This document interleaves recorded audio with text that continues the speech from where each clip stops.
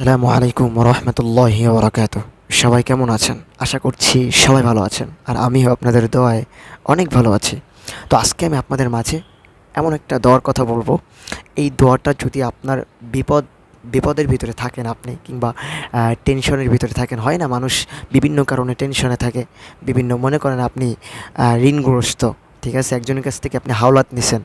এখন তাকে যখন যে সময় দেওয়ার কথা আপনি দিতে পারলেন না, এখন আপনার টেনশন লাগে না যে আল্লাহ, আমার কাছে তো টাকা নাই, কি করব? এখন তাকে আমি কথা দিয়েছিলাম, তাকে আমি দিয়ে দিব, কিন্তু সেই ব্যক্তি আবার আপনাকে চাপ দিচ্ছে, আমাকে কিন্তু এই দিনের ভিতরে টাকা দিয়ে দিতে হবে, কিন্তু আপনার কাছে টাকা নাই দেওয়ার মতো। এখন আপনার টেনশন লাগে না? এমন টেনশন করে, দেখবেন দু এক দু একজন মুখের দিকে তাকালেই বোঝা যায় যে এই লোকটা টেনশনে আছে। একমাত্র টেনশন কিন্তু নিজের জীবনটা নষ্ট করে দেয়, জানেন? টেনশন করবেন, বেশি টেনশন করবেন, তো এই টেনশন থেকে আপনাকে বড় ধরনের রোগও হতে পারে, বড় ধরনের অসুখও হতে পারে, এমনকি এই টেনশনে মানুষ শেষ হয়ে যায়, তাই না? তো আমি আজকে যে দোয়ার কথাটা আমি বলবো, যদি আপনি প্রেশানির ভিতরে থাকেন, যদি আপনি টেনশনের ভিতরে থাকেন, তাহলে এই দোয়াটা আপনি পড়বেন। ইনশাআল্লাহ আল্লাহ পাক রব্বুল আলামিন যে কোনো বালা মুসিবত হোক না কেন, সমস্ত টেনশন থেকে আল্লাহ পাক রব্বুল আলামিন আপনাকে মুক্তি করে দিবে, ঠিক আছে না?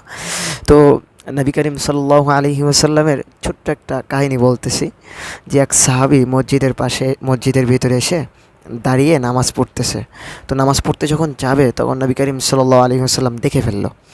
দেখে ডাক দিল যে, সাহাবী, কী হয়েছে? তোমার মুখের দিকে তাকালে কেমন যেন মনে হচ্ছে তুমি প্রেশানির ভিতরে আছো, তুমি টেনশনের ভিতরে আছো, তোমার কি কিছু হয়েছে?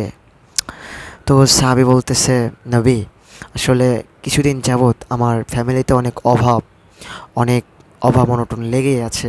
আমি মানে খুবই কষ্টের ভেতরে আছি। এই জন্য আল্লাহর কাছে 2 রাকাত নামাজ পড়ে, সালাতুল হাজত নামাজ পড়ে আল্লাহর কাছে চাইবো, আল্লাহ যদি কিছু দেয়। তো নবী, আপনি আমাকে একটা আমল দেন, যাতে এই আমলটা করে আল্লাহ আমাকে ধনী বানায় দেয়, আল্লাহ আমাকে অভাব থেকে মুক্তি করে দেয়। তো নবী করিম সাল্লাল্লাহু আলাইহি ওয়াসাল্লাম তাকে বলল, সাহাবী, টেনশন করার কোনো কারণ নাই, আমার কাছে এমন আমল আছে। তো এই আমলটা যদি তুমি করতে পারো, আল্লাহ তোমার সমস্ত অভাব অনটন দূর করে দিবে, তুমি ধনী হয়ে যাবা। এখন সাহাবী শুনে তো সেই খুশি, ঠিক আছে, ধনী হয়ে যাবে। তো নবী করিম তাকে এই আমলটা শিক্ষা দিল, এই দোয়ার কথাটা তাকে শিক্ষা দিল। দেওয়ার পর এই দোয়ার আমলটা করতে যখন শুরু করলো, কিছুদিন কিছুদিন পর সে এমন ধনী হয়ে গেল, তার টাকা রাখার জায়গা নাই, ঠিক আছে। তার কিছুদিন পর নবী সাল্লাল্লাহু আলাইহি ওয়াসাল্লামের সাথে দেখা হলো, যে নবীকে বলল, নবী, আপনার এই আমলটা করে আমি, আল্লাহ অনেক অনেক হ্যাপি রাখছে, আমাকে অনেক হ্যাপি, এই জন্য এই আমলটা করবেন, ঠিক আছে, খুব মনোযোগ সহকারে করবেন। দেখেন, সাহাবীরা, তাদের যদি কোনো অসুবিধা হতো, তারা যদি কোনো বালা মুসিবতের ভিতরে থাকতো, তারা মসজিদে যাইতো। তারা কোথায় যাইতো? মসজিদে। আর আমাদের যদি কোনো অসুবিধা হয়, আমাদের যদি কোনো সমস্যা হয়, আমরা মসজিদ বাদ দিয়ে দিই, মসজিদে যাই না, আমরা বাজারে চলে যাই, আমরা এর কাছে, চেয়ারম্যানের কাছে, মেম্বারের কাছে, এমপি মিনিস্টারের কাছে। এগুলো করা ঠিক না। আপনি আপনি যে কোনো বিপদে হোক না কেন, সালাতুল হাজতের 2 রাকাত নামাজ পড়ে আল্লাহর কাছে চাইবেন, মন থেকে বিশ্বাস নিয়ে আপনি যদি আল্লাহর কাছে চাইতে পারেন, যেই প্রয়োজন হোক না কেন, যে কোনো কিছু হোক না কেন, আল্লাহ পাক রব্বুল আলামিন সমস্ত বালা মুসিবত থেকে আপনাকে হেফাজতে রাখবে। তো একটা শিশু, এই দোয়ার আরও একটা ঘটনা বলতেছে এই দোয়া নিয়ে।